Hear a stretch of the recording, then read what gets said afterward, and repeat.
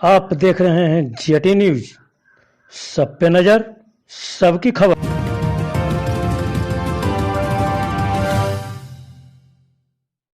नमस्कार, आप देख रहे हैं जेटी न्यूज और मैं हूं आपके साथ रुपेश कुमार।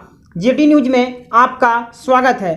आज हमारे साथ हैं दरभंगा स्नातक निर्वाचन क्षेत्र से एमएलसी उम्मीदवार रामनंदन सिंह जी। आज उन्होंने मीडिया को संबोधित करते हुए उन्होंने कहा कि हमारा संकल्प बिहार की जर्जर शिक्षा व्यवस्था में आमूल चूल परिवर्तन, स्कूल कॉलेजों को शुद्धता, नियोजित एवं अतिथि शिक्षकों को स्थायीकरण, गुणवत्तापूर्ण शिक्षा की गारंटी, वित्त रहित शिक्षा की समाप्ति का मसला है।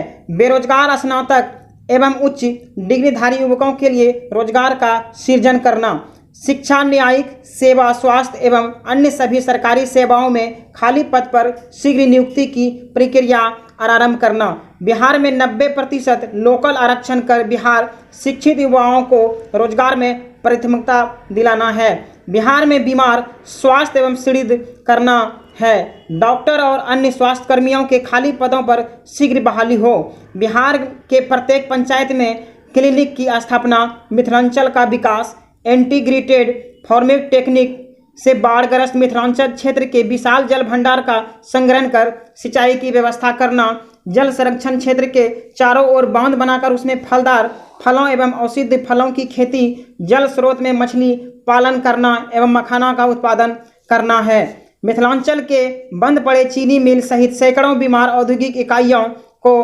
पुनर्जीवित कर स्वरोजगार उत्पन्न करना है, मधुबनी पेंटिंग को लघु उद्योग के रूप में पूरे मिथिलांचल में विकास करना उपलक्ष्य है, मैथिली भाषा का राजकीय कामकाज प्रयोग करना है। जेटी न्यूज और मैं हूं आपके साथ रुपेश कुमार। संवाददाता रामाधार सैनी के साथ आज मैं दरभंगा निर्वाचन क्षेत्र के सिंह के पास आए हुए हैं और मैं जानना चाहता हूं दरभंगा स्नातक निर्वाचन क्षेत्र में जो शिक्षा से जुड़ा, चाहे युवाओं की समस्या हो, चाहे वो ग्रेजुएट का समस्या हो, चाहे शिक्षा से जुड़ा, इन समस्याओं पर ये आए हैं और किन किन मुद्दों पर ये चुनाव लड़ना चाहते हैं, इनके आने से क्या शिक्षा में बदलाव होगी और क्या युवाओं को रोजगार मिलेगा, मैं इनके बारे में जानना चाहता हूँ।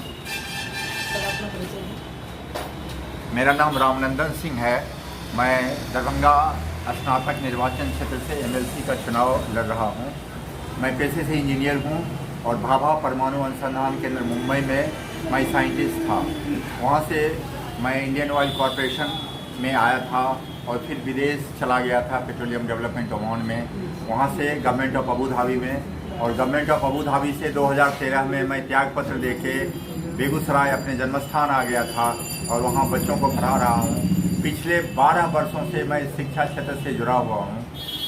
यह एमएलसी का चुनाव मैं जिन मुद्दों पर लड़ रहा हूँ उसमें शिक्षा एक सबसे प्रमुख मुद्दा है। बिहार की शिक्षा व्यवस्था बहुत ही जर्जर स्थिति में है, बहुत ही बदहाल स्थिति में है। इसमें आमूलचूल परिवर्तन की ज़रूरत है। शिक्षा जो देने वाले शिक्षक होते हैं उनकी हालत सबसे ज़्यादा ख़राब है। अगर शिक्षक नहीं हुए ठीक से तो पढ़ाएंगे कैसे। यहाँ पर बिहार में अभी जो शिक्षक हैं उसमें से 90% शिक्षक संविदा पर हैं, अतिथि शिक्षक करके हैं, जिनकी कोई सेवा शर्त नहीं है, उन्हें समान काम के लिए समान वेतन नहीं मिलता है। पिछले कुछ महीनों से पूर्व इन शिक्षकों ने हड़ताल किया था, लेकिन सरकार इनकी हड़ताल के दौरान भी इनसे बातचीत करने नहीं आई और मजबूरी में लॉकडाउन पीरियड के दौरान जब इनके बच्चे भूखे मरने लगे तो इन्हें अपना हड़ताल वापस करना पड़ा। सरकार को चाहिए था इनकी समस्या का निदान करना, इसके बारे में इनसे बात करना, जो नहीं हो सका। अगर शिक्षक अच्छे होंगे तभी शिक्षा भी अच्छी होगी, तभी गुणवत्तापूर्ण शिक्षा दी जा सकती है। तो बिहार में शिक्षा की बदहाल स्थिति को ठीक करने के लिए, स्कूलों को स्वायत्तता देने के लिए, स्कूलों में जो सरकारी अफसरों का नियंत्रण है उसे नियंत्रण मुक्त करने के लिए शिक्षा से जुड़ी हुई ये समस्याएं हैं। कॉलेज में प्रोफेसर्स जो अतिथि शिक्षक हैं उन्हें रेगुलर किया जाना चाहिए।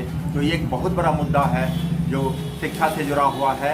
और मैं चूँकि 12 वर्षों से शिक्षा के क्षेत्र में काम कर रहा हूँ, बच्चों को पढ़ा रहा हूँ, तो गहराई से मैंने इस पर सोचा है और बिहार की शिक्षा व्यवस्था ठीक होनी चाहिए जिससे आम लोगों के बच्चों को गुणवत्तापूर्ण अच्छी शिक्षा मिल सके। लॉकडाउन के दरमियान आपने देखा होगा कि शिक्षकों के साथ काफ़ी समस्या आई, और उन्होंने कुछ ऐसे शिक्षक हैं जिसने परेशानी में आकर आत्महत्या तक कर लिया और सरकार उनको देखने तक नहीं आई, ना तो उनका हाल जानने आया कि उसकी फैमिली कैसे है। क्या इन मुद्दों पर क्या कहना चाहेंगे? ये बहुत ही दुर्भाग्यपूर्ण स्थिति है कि एक शिक्षक को लॉकडाउन के दौरान जब वो हड़ताल पर थे, वो डिप्रेशन में आके, उनके पास पैसे नहीं थे, वेतन नहीं होता था, बच्चे के खाने की समस्या आ गई थी, उस समय उनको आत्महत्या तक करनी पड़ी। और ऐसे शिक्षक आत्महत्या करने वाले तकरीबन 60 के ऊपर हैं। सरकार ने उनके तरफ ध्यान नहीं दिया है, उनकी समस्याओं की ओर। मैं इसलिए चुनाव ये लड़ रहा हूँ MLC का, ताकि मैं इन समस्याओं को देख सकूं। शिक्षकों की स्थिति जो बहुत ही ख़राब है, जिन्हें वेतन नहीं मिलता है, समय पर नहीं मिलता है, पूरा वेतन नहीं मिलता है, उनकी समस्याओं को उठा के यहाँ शिक्षकों को साथ लेके बिहार की शिक्षा व्यवस्था को ठीक कर सकते हैं। अभी तक जो भी निर्वाचित होकर यहाँ से गए हैं, दिलीप चौधरी जी थे जो पहले कांग्रेस में थे और निर्वाचित होने के बाद UPA में चले गए, और जो उन्होंने वादा किया था, जिन मुद्दों को लेकर आए थे, उन मुद्दों पर वो खड़ा नहीं कर पाए। चाहे युवा हो, चाहे वो शिक्षक हो, उन्होंने ठगने का काम किया है। इन मुद्दों पर क्या कहना चाहेंगे? मैं किन्हीं की व्यक्तिगत आलोचना करना नहीं चाहूँगा। उन्होंने जो किया या नहीं किया वो जनता बेहतर जानती है। मुझे कुछ कहने की आवश्यकता नहीं है। जनता सर्वोपरि है। जनता जैसे चाहेगी, उन्होंने जो काम किया है उसके अनुसार जनता उनसे समझ लेगी।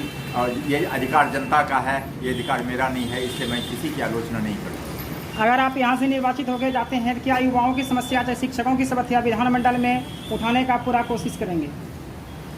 पूरी कोशिश ही नहीं, मैं उनके साथ खड़ा होकर संघर्ष करूंगा और बिहार की शिक्षा व्यवस्था में उनकी जो भूमिका है उस भूमिका को लाने का प्रयास करूंगा। बिना शिक्षकों की अच्छी शिक्षा हो नहीं सकती है, इसलिए शिक्षकों के साथ मिलके नई शिक्षा नीति के तहत उनके साथ गुणवत्तापूर्ण शिक्षा बिहार में इंश्योर करने का, सुनिश्चित करने का काम करूंगा। Thank you.